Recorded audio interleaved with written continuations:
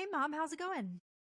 Having a pretty good day, Lindsay. I don't know about you. How is your day going today? It's going good. It's a beautiful Friday afternoon.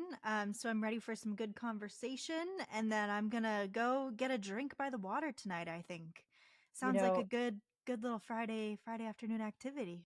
I'll tell you what, your dad and I were talking about this is the first weekend the boat's going back in the water and I cannot wait. It's going to be 74 degrees here. Sorry for all you people in the north or west or wherever that haven't figured out where to live, but it is going to be absolutely gorgeous. So I'm with you. I'm ready, ready to get back out on the water and I have my camera ready to take pictures while he is doing his thing. So I'm pretty excited. Yeah, Love absolutely. it. Love it.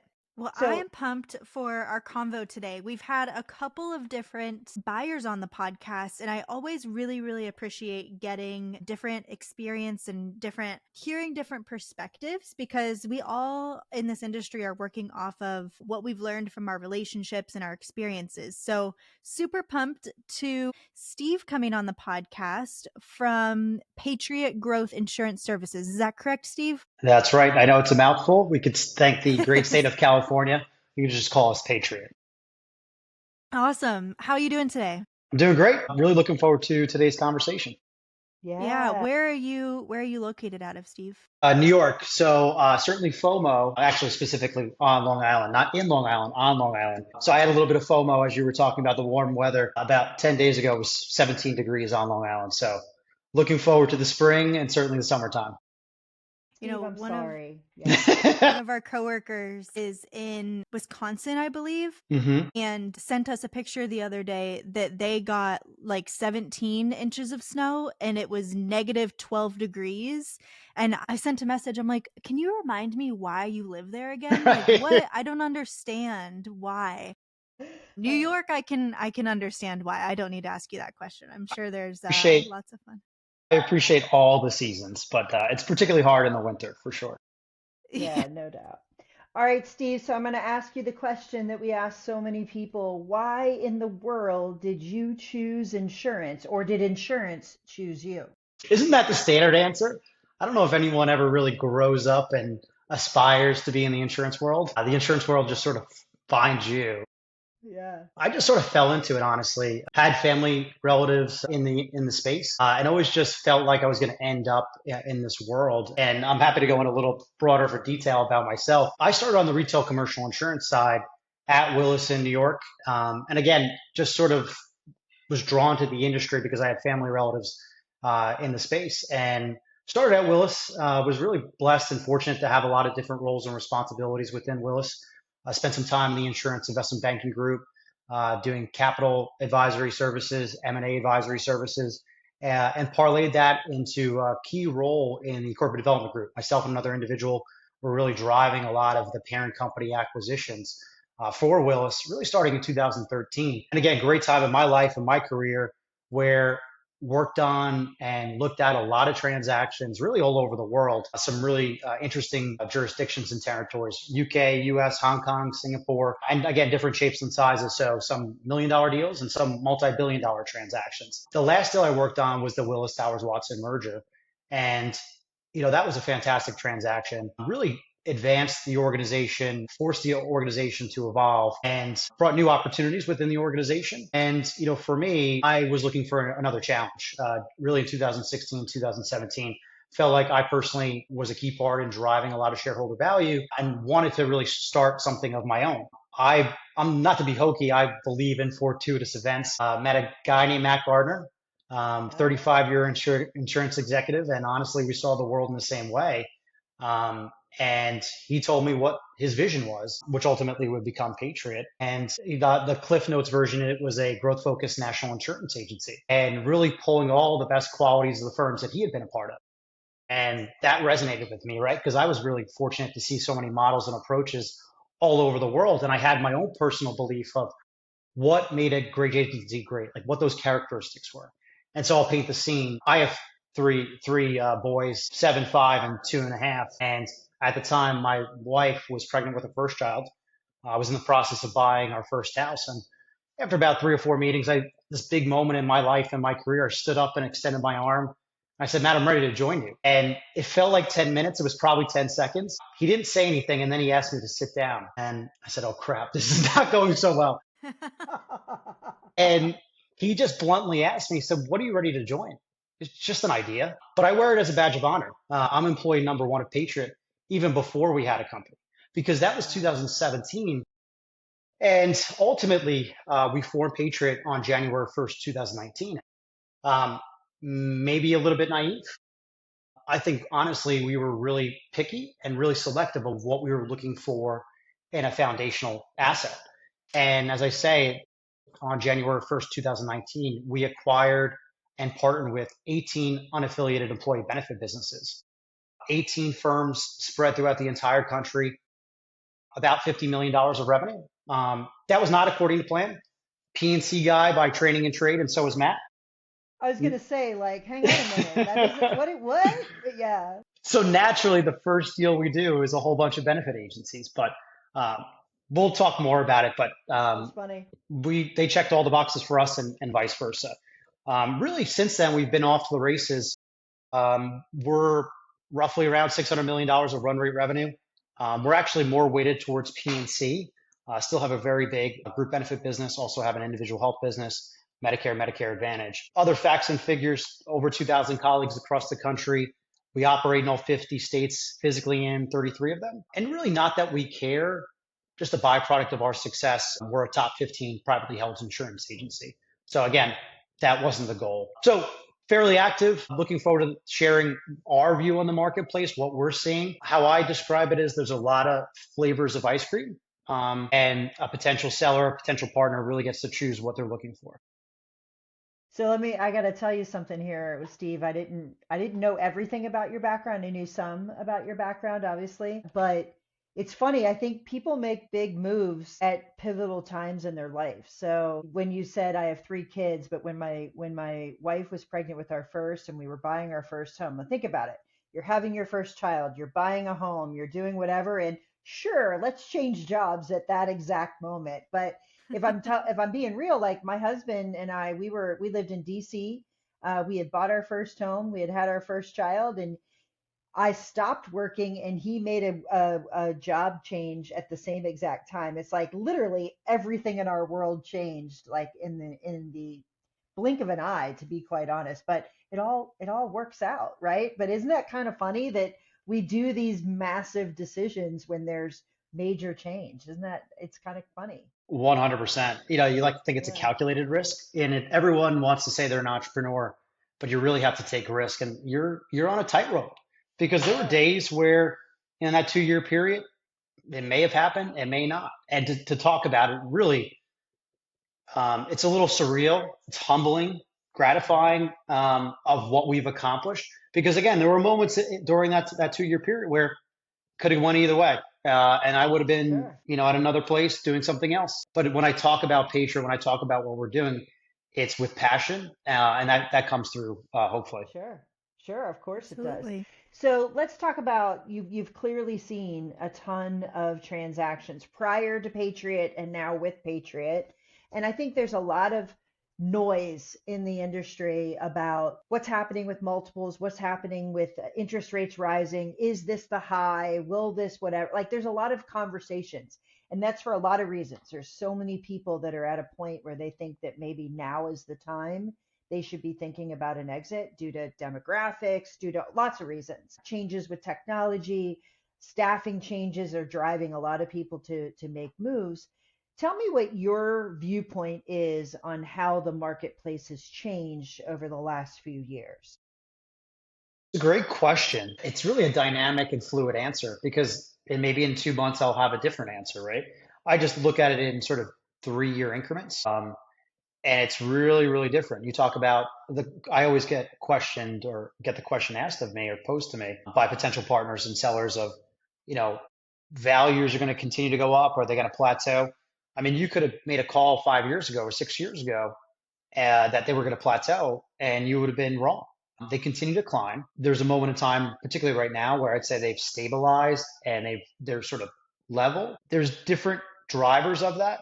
There are an abundance of buyers where if one potential party is not interested, or it's not the right fit, or there's capital considerations, another one will step right in. I think if you ask certain folks, certain market participants, they'll say there's anywhere from 40 to 50 well capitalized buyers, right? And there's a handful of other investment banks, advisors, brokers that want to run a competitive process, create a confidential information memorandum, make calls, and invite 10 plus parties. So if you think about that type of process, they may introduce 10 different parties, and maybe 8 of them are not interested because of a variety of different reasons. There's still 2 parties, and there's still a competitive dynamic. So that's been the driving force of just competition and an abundance of assets that have really driven the pricing. I think why it's sort of level in terms of the high end marketplace is really the interest rate environment, right? You look at platform assets like Patriot and even firms much larger. There haven't been as many PE to PE transactions. There's an increase in private equity backed vehicles selling to strategic. So that sort of has leveled some of the playing field or the valuation dynamics, and all that in terms of arbitrage, what folks can pay for a tuck in relative to what the platform is valued at, certainly have an impact. And I think the one thing I would highlight as well, maybe at the high end, the prices are not pushing higher and higher, but there's been a compression in terms of the spread of either a high quality firm or a sizable firm relative to a mid-sized firm. And again, I think it's that competition of buyers that's really pushing that. And I'm sure, Carrie, you've seen that as well. Oh, for sure. Yeah, absolutely. That answer your question? Yeah, for sure. Steve, so that's like overview of the market, right? But for an agency owner who might be listening to this, what do you think are some things that you see of agencies who come to you and you're like, amazing, you've done everything that you needed to do. You are amazingly prepared in order to sell. Let's hit the gas and go. Like, this is going to be a smooth process. What are some characteristics of those agencies that are just, yes, this is going to be smooth sailing? I think it's 2 things. I think it's an honest assessment of what you are as a business, what you are and what you're not. And then secondly, listing out the qualities of what you're looking for in a partner. Are you waving the white flag and this is a retirement solution and this is a perpetuation strategy? Or do you have, God willing, 10, 15, 20 years left, and you want to be afforded and you want your staff to be afforded professional opportunities? Or do you need tools and resources? So I think it's really those 2 things. When we meet with a potential partner, they know what they are and what they're not, what their shortcomings are. And that allows us to figure out, at least Patriot, can we fill that void? Are we setting them up for success? And then, all the things they're looking for, does it fit our objectives of what we're looking for in a partner? What I would say is, and maybe others would say this too, like we're targeting a segment of the marketplace that isn't for sale, right?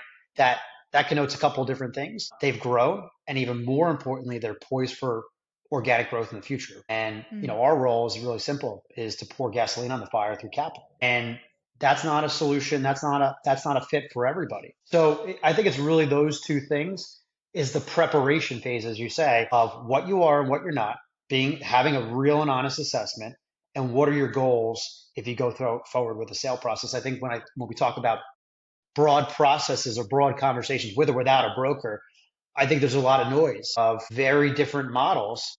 And when you start thinking about economics and structure, that gets confusing, and it's hard not to focus on what the highest offer is. And maybe that's not the best long-term offer and opportunity for you and your staff and your firm. So, Steve, you saying what you are and what you're not, is there another way to say that is building the right expectations about what your exit will look like or your transaction will look like? Because the challenge is, I know somebody who did X and therefore I can do the same. But what you haven't, like, you got to go 4 layers down. Well, that person who did that, this was their situation. This is what their company looked like. This is what their staff looked like. This is what, like, I can keep going. And all those things, when you change those factors, it can change the outcome of the transaction. It's not a plug and play and one size fits all. If you've followed me at all, you know that I say that a million times over.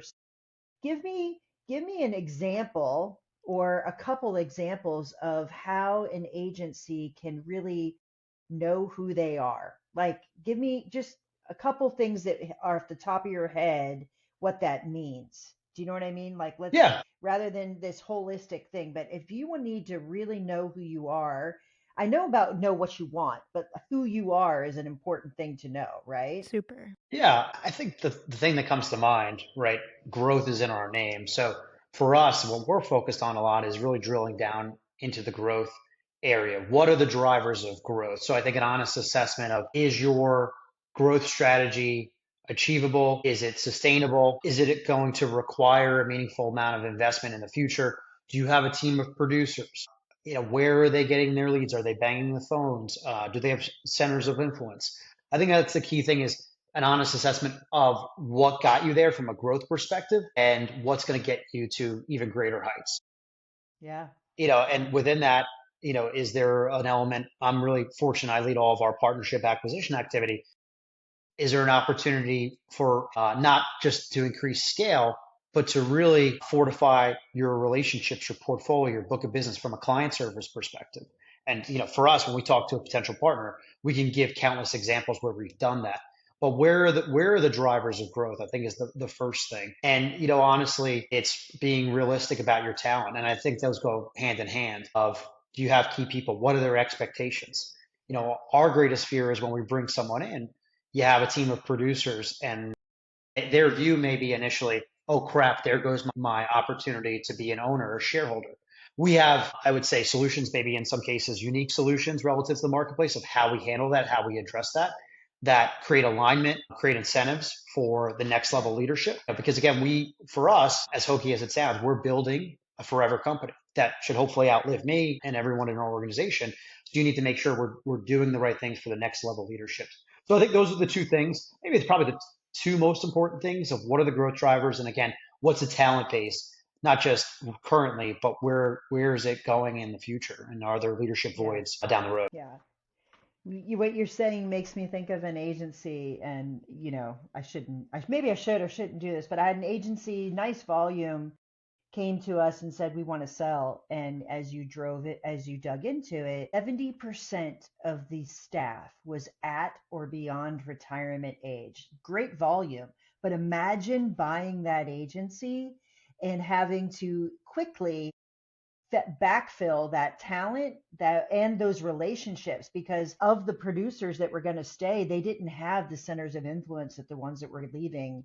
Like, there was going to be a gap in the performance of the agency, only because it's not transferable. New producers Mhm. coming in, that doesn't mean your relationships immediately are going to say, yeah, let me work with that guy. So it's interesting.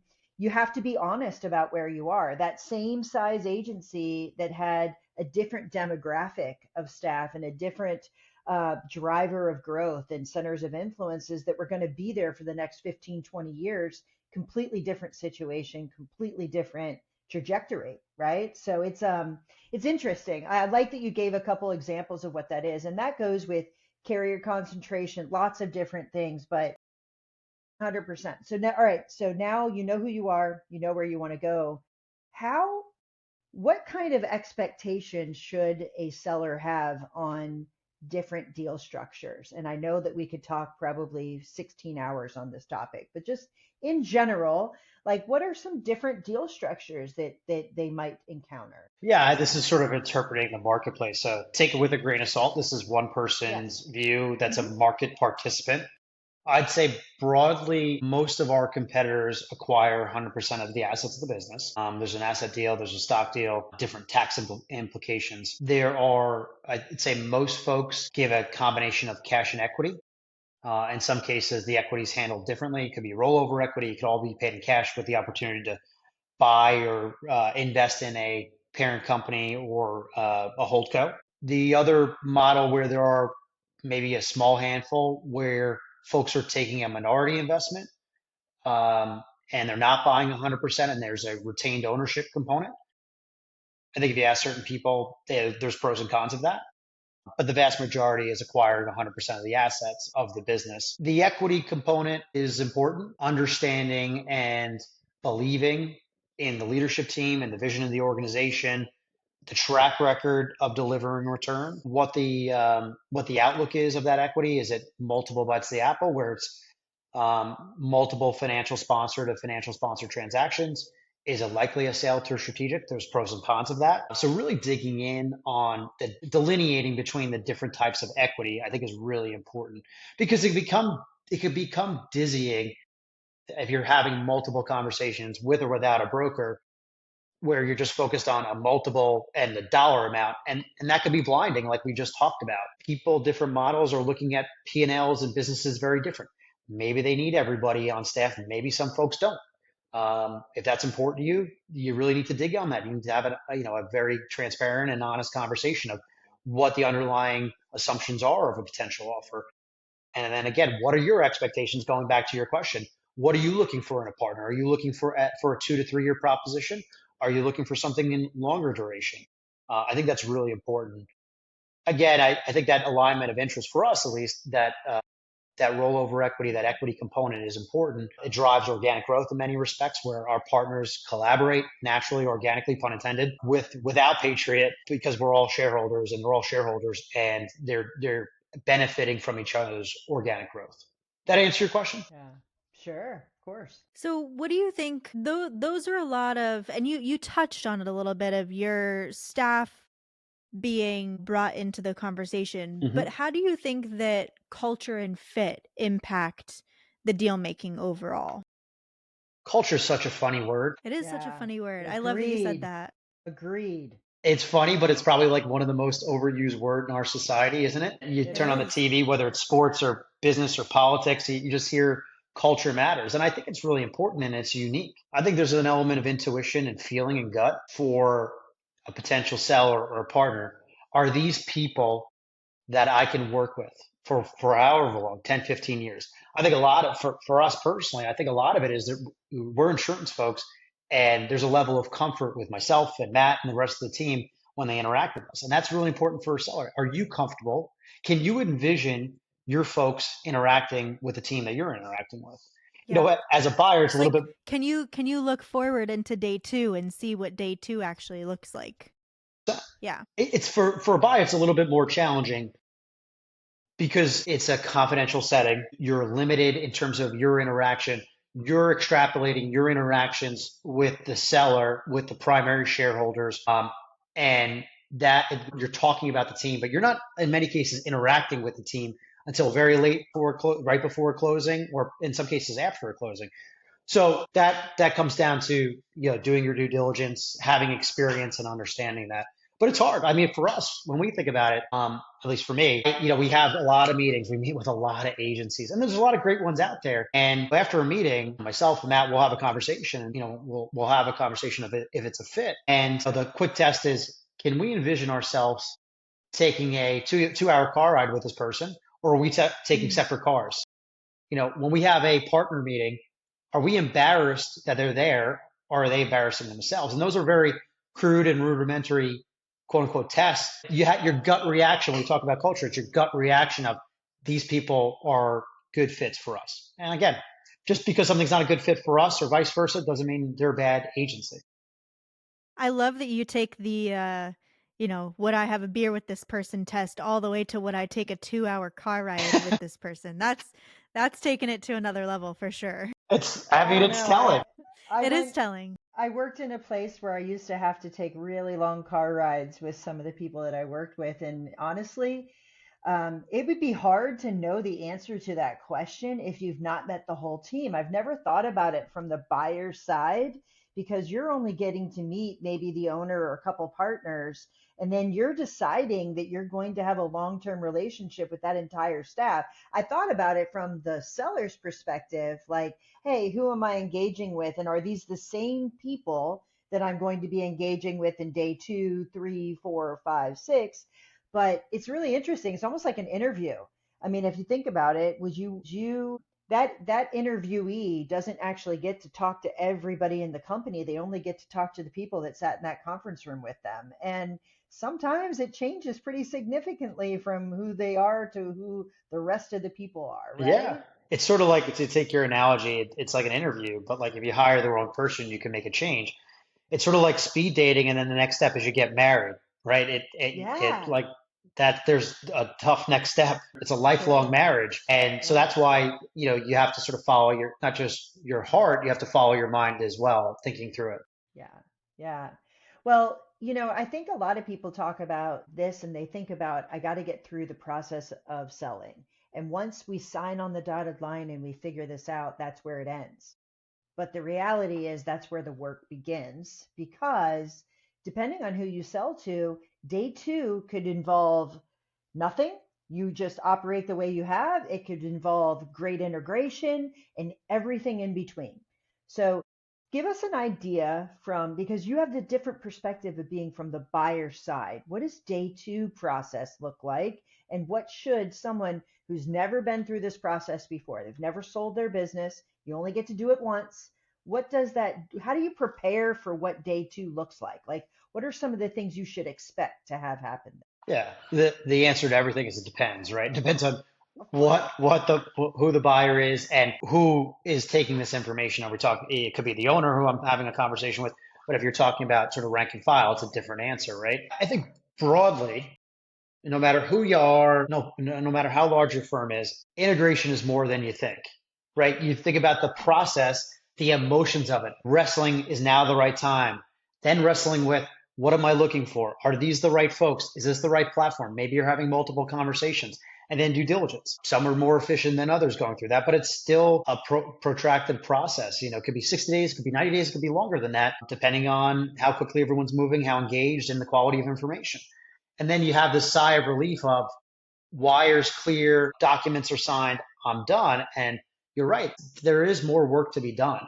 So I think there's this element of you take a deep breath and you think it's over and it's not. But naturally, integration does take longer because there's benefit transitions, there's okay transitions, payroll transitions. And again, those things vary in terms of timing and intrusiveness depending on who you partner with. But it's definitely more than you would expect. And I would say that broadly, irrespective of different different models, whether it's a consolidator or maybe a more autonomous model. It's just mentally preparing that we're in it for another 60 days or however long. I think, I always get the question, like, what do you expect from us day one? And besides sort of the tactical stuff of like integration, like my ask is we just ask you to be open minded, qualitatively speaking. Like, we want you to endear yourself to the rest of your partners. We want you to be open minded. You're a successful business, or whatever, irrespective of size or specialty or focus area. We want you to share what you're doing well, and we want you to listen to some of the other models out there because that may benefit you in the long run as well. Some of the operations folks, it may be a little bit more burdensome for them in terms of tasks. Ultimately, that will sort of come down and it won't be as much. And the rank and file is probably going to be a little bit less. And the shareholders may be focused on different things. So you're right. It's a good point. I think it's just the natural emotions of taking a deep breath because you're finished, but you think you've Yeah. accelerated through the tape, but you really haven't. Yeah, no doubt. So I think it's kind of funny. Open-mindedness is a relative, it's almost as nebulous as culture, to be quite honest with Hmm. you, if we're being honest about it, right? Like I could feel like I'm the most open-minded person on the planet, but the reality is I've been the sole proprietor of my agency for X period of time, and now I'm not the owner of my agency and I'm still with the agency. It's not the easiest thing in the world to ask someone to do, is my point, right? And I think both sides have to acknowledge that because even if it sounds great and everything's great, there's this period of time that you got to get used to. Holy cow. Like, oh my goodness, the way it's been isn't the way it's going to be. And how do I get from A to B just because I signed a paper? Like it's a hard transition. Would you agree? I would definitely agree. And that's why, again, there's so many different buyers. Just Yeah. because someone isn't the right fit from a culture perspective, whatever, however you want to describe it, doesn't mean they're a bad business. It's just the mindset, the approach doesn't fit potentially for us, right? Yeah. Yeah. Yeah. Again, I going think back, the question, just go ahead. being honest, what you are and what you're not and what you're looking for. I think Yep. are fun, Yeah. like foundational questions that need to be addressed and answered early. Someone that we talked to about this before said, you got to know what your deal breakers are. And that's part of knowing who you are. Like if you're super clear on what your deal breakers are, then it makes some of this easier. But if you go into it and say, I'm just looking for what somebody else had and whatever Hmm. they shared about their deal, because the reality is not all the ins and outs of a deal are ever shared. And if you talk to someone that's 5 years past a deal, they don't really remember the tricky part of their transition. They're now 5 years past it. It's like a distant memory. It's almost like, when you're going through the birth of a child, you don't remember any of that stuff. All you remember is you have this beautiful child at the end. You know what I mean? Like no one describes that stuff. So my point is knowing who you are, the first part that you said, and what you want out of it, you can use that as your litmus test the whole time and hopefully find the right fit for you. But there's a lot of choices out there. There just are, and finding the right fit on both sides is incredibly important. I think you said it well about deal breakers, right? Because it's determining that early is important. It gets really difficult when you have numbers and you're staring at multiples that numbers you probably never ever thought were possible, right? Yeah. And then as a buyer, I can count on my hand the amount of times that's happened. You can't fall victim to the fat file syndrome. You did a lot of work. It took a long time to get to the relationship. If you uncover something from a diligence perspective, whether it's structurally, business practices, whatever it is, the deal may make sense economically, structurally, strategically, but ultimately, if it's going to compromise your core values and your culture, you have to be able to walk away. And I'm proud to say it hasn't happened often, but there's been a handful of times where we had to be honest with ourselves. We have to really stick to what we believe in. And again, you can't fall victim to the fat file syndrome. And again, what is our deal breaker? What are our deal breakers? Yeah, I love it. I'm going to use that. I'm taking your term, the fat file syndrome. I don't know. Trademark. I'm totally doing it. Absolutely, no doubt. Okay, so tell me what advice you would give to someone if someone's listening to this and they're like, it might be my time. I might need to contemplate wherever they are in the life cycle of their agency. It's now time for me to think about this. What advice would you give to them? If you were sitting at a bar, had no idea, you were just like, hey, here's the advice I give to you if you're thinking about contemplating the choices that you have. What would you tell them to do? Yeah, I think that like the headline is do your homework, be a market observer, know what models are out there. It's okay to have multiple conversations. It doesn't mean that you need to solicit offers, you need to sign NDAs, but you can meet folks like myself and understand what our model is. I think when you're, again, writing down what you're looking for, writing down when you're ready of what the ideal partnership is. Because that's a question when I meet with someone and they're at the table and they're looking for a partner. That's one of my basic questions is what's the ideal partnership for you? And I want to see that's not just some BS answer, a question. I want to see if what they're looking for checks all the boxes of what we are. Because again, if it's not, the expectation is going to be completely off. So again, the numbers may work. Maybe like from a business perspective, it fits, but if the expectations are off and we don't fit in a model perspective, then we're not going to move forward. So I think doing your homework over extended period of time, I think is really, really helpful, and making sure you do your homework on yourself. It's kind of like what Matt did to you, right? He was like, hey, what do you think you're joining? Like, if you're not clear on that and you think you're joining one thing and it's not what it is, then but the only way to do that is to know what you want and Yep. know what's out there, right? So, well, I appreciate it. Steve, thank you for coming on and sharing your perspective. It's incredibly helpful. If agents want to learn more, they're like, hey man, that guy was super smart. I want to Doubt it. tap into his brain. How would someone get a hold of you? Sure. I think easiest way is email, Carroll at patriotgis.com. I always prefer, instead of exchanging emails, just to jump on the phone, hear about your agency. We're in it for the long haul, right? We're not going anywhere. So I'm looking to build a relationship if someone reaches out. And again, be a resource to educate them of what I'm seeing, not just this podcast, but just to share what I'm hearing and what I'm seeing. Because there's sometimes I have a conversation and I'll give the advice you're not ready and take it with a grain of salt, but I don't think you should sell right now, or you should be looking for a partner. You should reinvest in here, or you should hire here.